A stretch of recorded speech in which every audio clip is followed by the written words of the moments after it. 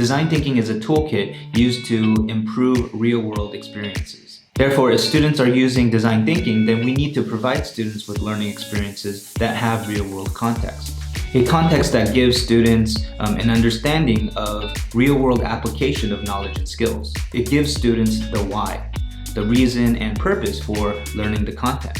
Take a look at your content standards for your unit. Are there standards in there that would be required in a real-world project? Brainstorm some possible real-world projects, or something that is happening in the school.